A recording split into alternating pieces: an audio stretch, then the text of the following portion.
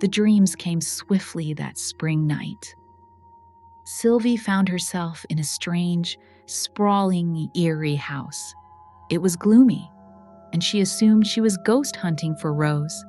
She was still hunting, but this time, not for extermination. Her stomach knotted with unease as faint sounds emerged from the third floor. At first, they were distant, subtle, until they grew into unmistakable footsteps. As they drew closer, Sylvie, heart pounding, crept away. She didn't know this house, and she had no idea where to go. When the footsteps neared the stairs, she made a break for the front door. What was stalking her? Had a ghost followed her and her mother home? Sylvie burst out the front door, running as fast as she could. Turning the corner, she recognized the familiar neighborhoods. But after one final glance at the house, she felt something ominous tailing her. The front door was swinging open and closed, as if moved by invisible hands. Relieved to get home, she dashed into her room, slammed the door shut, locked it, and shoved a small dresser in front of it. Under the covers she crawled, trying to calm her racing heart. But when she opened her eyes again in the dream, someone was standing at the foot of her bed. A tall, shadowy figure, completely still. She woke with a start, the sound of her little sister's voice downstairs, mixing with the sizzle of breakfast being made. What a dream, she thought, shaking off the lingering unease. She reached under the mattress, grabbed her diary, and began to write. Was it a dream or a warning? My dream log. From now on, I'll record my dreams to track their frequency and any patterns. Maybe I can figure out if anyone is haunting our house. The circle of roses will always be there for me to lean on. April. I was in a strange house. Something was chasing me. When I got home, I crawled into bed.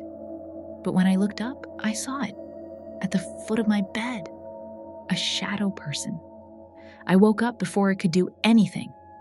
I don't think it's worth calling Rose Cortez. Sylvie went downstairs, trying to act casual. Mom, did you hear anything strange last night? She couldn't hide the nervousness in her voice. Like ghosts? Actually, I did, Dana replied, her face clouded with unease. There was this ticking noise, and then it turned into footsteps. Around midnight, I heard nails scratching at the downstairs window, like a chalkboard. She mimed the noise with her fingers, claws out. Weird. I've been having strange dreams, Sylvie muttered, her diary still a secret. Dana, do you have a diary?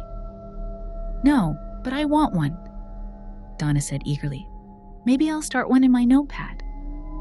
I think there's a ghost after me, Sylvie admitted, her voice trembling. I want to quit the circle of roses. I get it, Dana sighed. We used to be rosebuds, but who wants to keep doing this anymore? Exactly, Sylvie agreed, trying to steady her breath. I'll keep an eye out for this ghost. I want to monitor my dreams more closely.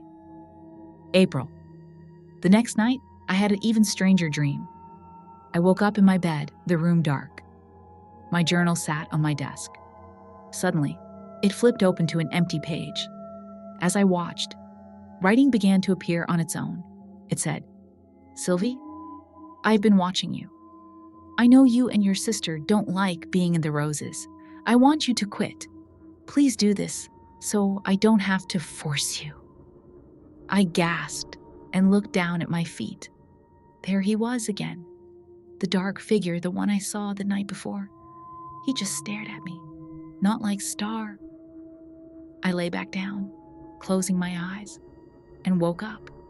There he was, standing at the foot of my bed, right at my feet. I felt like I was going to explode, and before I could stop it, I screamed. Dana and Mom came running in, their faces full of concern. He was here, I gasped. I dreamed he wrote me a message in the diary, and when I woke up, he was right there. Why? Who is he? Dana asked, her voice shaking. I don't know. But we need to figure this out. It's not Star. I wonder if he's the one who sent this shadow ghost. It said that if I didn't quit, he would make me. My family still doesn't know what to do, and I can't tell them about the deal I made. I pulled my diary out from under the mattress again and wrote, "Who are you?" I'm going to leave it out overnight to see if it answers. I'll tell Dana what I'm doing. For tonight, I'll stay in the guest room. That night, sleep eluded Sylvie. A couple of times, after locking the door, she heard strange sounds in her room. She strained her ears for the sound of moving furniture but heard nothing. Maybe the ghost wouldn't reply, she thought. Maybe it only wanted to threaten her and haunt their home. When morning arrived, the first thing Sylvie did was check her diary. There were no answers, just scribbles from a pen. I'm not quitting the Roses. I won't have a job if I do. I'm not hurting anyone, she wrote. I'm not quitting, Sylvie told her mother. I won't have a job if I do. I'm not hurting anyone. Okay, her mother replied. But if anything starts bothering you, just come get me or your sister. I'm starting my job search today. I think I could do cashiering or receptionist work. So, you aren't going back to the Circle of Roses? Sylvie asked. I don't think so, Lana answered. I'm not scared of the ghost anymore, Sylvie said. But if it's all right, I'd like to stay in the guest room for a while. It's perfectly fine, her mother reassured her. Dana, who had been quietly observing, piped up. I wonder what the ghost will do. We'll have to get rid of it. There are many ways, Lana said, leading her daughters. I'll think of one. It can't beat all of us together. I hope not, Sylvie said with a shudder. I don't want to lose my job at the Roses shop hunting ghosts. Mom, I had a bad dream last night, Sylvie began, looking serious. When I woke up, my diary was open on my desk. I think it's a portal for ghosts. I don't want to get rid of it, though. I'll try hiding it under my mattress again, but the ghost might find it. Okay, give it a shot, Lana said, hanging laundry in the sunlit backyard. I'm not quitting my job, Sylvie continued. I'm going to have a long talk with this ghost about that. I can even leave it a note. You know how I used to make jewelry? Yeah, her mother replied, glancing over her shoulder. I want to make jewelry again. Bracelets with natural stones like amethyst and rose quartz, and sell them at the Circle of Roses shop, Sylvie said with determination. That's a great idea, Syl, Lena smiled. I loved those bracelets you made last fall. You could even make them for ghost protection and store herbs inside or even incorporate them into the charm. That's exactly what I'm going to do, Sylvie replied, her eyes lighting up. I'm going to get jewelry supplies today after I call Rose and ask if I can sell them at her shop. Then I'll write to the ghost in my diary. That should stop it. See you later, Mom. She dashed for the door. I'm going to make you a bracelet, one with herbs. That's a great idea. We should all have one, Lana said, smiling warmly. That's right, Sylvie agreed. We'll all get one and I'll ask Dana what kind she wants. She waved to her mother and went inside to call Rose Cortez. Shortly after, Sylvie burst into the room where Dana was. Rose Cortez is going to let me sell my jewelry at her shop. I'm going to make bracelets for all of us with herbs that keep ghosts away. Dana jumped up, excited. The herbs were Mom's idea. That's so awesome, Dana exclaimed. I want to help. Okay, but you'll have to tell me how you want your bracelet made. Sylvie replied. Dana nodded in agreement. I'm going to the store to get supplies. Leather, chains, gemstones, beads, and herbs. I'll see you later, sis. See ya. Dana waved as she returned to eating her lunch on the couch. Sylvie's desk was covered with jewelry kit supplies as she prepared to write a letter in her journal to the ghost. She needed to explain how she became a rose, how she makes jewelry, and how much she wanted to work at the Circle of Roses shop. She planned to write down the bracelet ideas after dinner. Dana finished her spaghetti, and once she was done, Sylvie approached her. Have you decided how you want your bracelet made? I was thinking black leather with obsidian and fool's gold, with a couple of beads to match, Dana said, her eyes drifting to the ceiling as she imagined the design. That sounds perfect, and I know your wrist size, so I'll get started on yours tonight and finish it tomorrow. Sylvie paused for a moment, then added, I have to wait and see what the ghost does about my note in the diary. If it doesn't work, I'll hide it. She gave Dana a grateful smile. Thanks, Dane. With that, Sylvie turned to her work. You won't believe this, Dana. I went to check my diary this morning and found this in it. Sylvie handed Dana a piece of paper. A page from a diary stuffed right into mine, exactly where I wrote the note. It's a bunch of diary entries from someone who probably used to live here. It talks about an escalating haunting at different times of the day. Dana read it, her eyes widening as she sank into a chair. The entries were full of dread, and they went as follows. April. The grandfather clock in the hall chimed 13 times tonight. 13. It hasn't done that since before. Before the silence settled like a shroud over this house.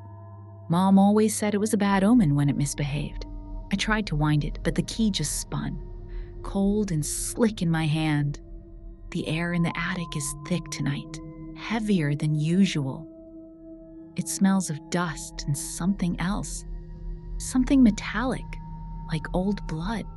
I shouldn't go up there. I know I shouldn't. But the scratching started again. Faint at first, like a mouse behind the walls. But then it grew, insistent, right above my bedroom ceiling. It stops when I move, starts again when I'm still. It feels deliberate.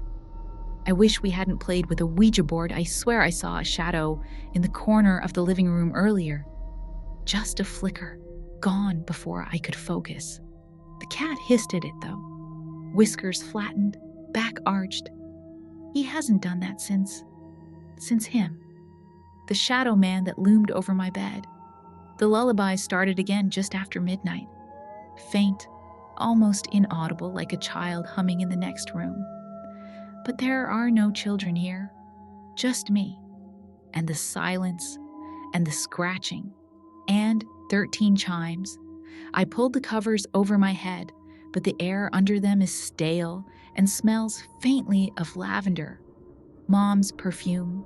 It hasn't smelled of it in years. Something just brushed my foot under the covers. The cat is downstairs. I don't think I'm alone. I wonder what it all means, Dana said, her voice low. I'm not sure. Maybe the ghost has decided to surrender. I didn't have any bad dreams last night. And that grandfather clock we have in the family room, it was left here by the last owners, Sylvie said, her voice trailing off. They hurried to the family room to see it.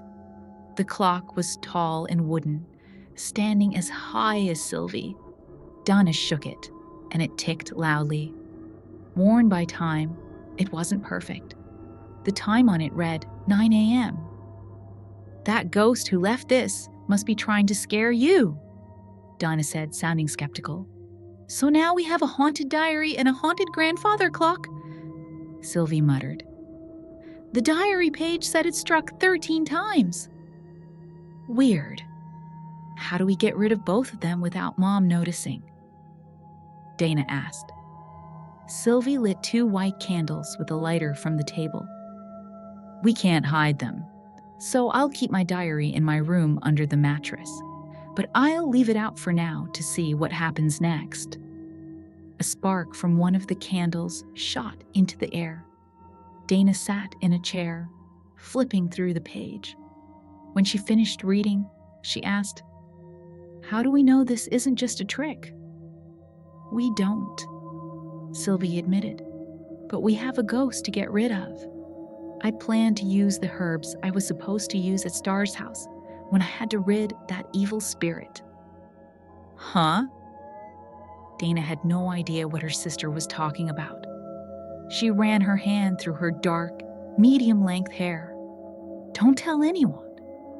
But I had to get rid of an evil spirit that Rose Cortez thought was a ghost. I made a deal with it to leave it alone. So, I took the herbs I was supposed to use and hid them. In return, I got lots of money from more ghost hunting jobs. But that spirit was nasty. It blew me into the wall. When the realtor who wanted me to get rid of it insisted it was still around, I gave the job to Rose Cortez because the spirit threatened me. I'll use the herbs to keep the spirit away. Sylvie looked determined. Let's go get those herbs I hid. They drove out to the woodsy spot where Sylvie had hidden the herbs behind some trees. But to their dismay, they were gone. Oh, great! I hid them right here. We'll have to go get more. The small plants weren't very expensive. When they returned home, they made a circle around the house with them. As Dana placed the last plant, she said, "That ought to work." And they went inside to rest and eat. When Sylvie saw her mother, Lana, coming home from a job interview, she noticed the plant circle around the house. She chuckled to herself. It took about 10 Angelica plants, spaced out, to completely encircle the house. She read the tags on the plants. Upon entering the house, Lana asked, "Sylvie, why are there herbal plants around the house?" "It's to try and get rid of the ghost. You know, I think that old grandfather clock might be something the ghost wants to haunt," Sylvie explained as she followed her mother into the kitchen. "Okay, I understand. Besides, I like herbs. We can keep them in the backyard later. By the way, my interview went pretty well." Lana set her grocery bag on the counter. "I had to pick up a few things." "That's great," Sylvie said, eyeing the kitchen. "Can we order pizza tonight?" "Sure, I don't mind," Lana said with a smile. "I feel like pizza too. Tonight's gonna be like a stakeout for ghosts," Sylvie said, her excitement building. "I have a feeling the herbs will work. If it does, I'll tell Rose Cortez. We made it like a protective circle." She hesitated. "Mom, this house was haunted before we moved in." "How do you know that?" her mother asked, surprised. "I just know. The haunted diary. It communicates things to me," Sylvie replied quietly. "This had better stop tonight," her mother said firmly. "Or I'll take that diary away. You'd never see it again." That night, Sylvie and Dana drank energy drinks as they finished the bracelets for the family. As Sylvie added beads to her mother's bracelet, the old grandfather clock struck. A gust of wind rustled outside. They counted the strikes, 10, 11, 12, and then, 3 seconds later, 13. Sylvie stood up. A loud crash came from outside, and the wind grew stronger. Looking out the window, they saw the spirit. The plant circle was pulling the shadow man into one of the pots, and in several of the pots were knocked over, twitching but staying in place. "Amazing!" Sylvie exclaimed. "Yeah," Dana agreed, her voice full of awe. The shadow man let out a piercing yell, the unearthly sound echoing through the house. Then, as abruptly as it had started, he vanished into the dirt of the plant, and the wind stopped. Lana ran into the room. "What was that?" she asked, clearly alarmed. "I heard someone yelling." "It was the shadow man," Sylvie said, a sense of calm settling over her. "But it looks like the plants got rid of him. It's okay now. Did you hear the wind?" "Yes, it was nasty," her mom said. "And the clock struck 13 times, Dana added, her voice trembling slightly. "Okay, well, no more ghosts for the time being," Lana said, trying to sound reassuring. "I'm going to bed." "I'm not," Sylvie replied, flopping down onto her bed with a dramatic sigh. Dana sank into a chair nearby. A moment later, Sylvie grabbed a nightlight from her room and plugged it into the wall of the guest room she was staying in. They lay in silence, the steady ticking of the grandfather clock downstairs their only company as they drifted off to sleep.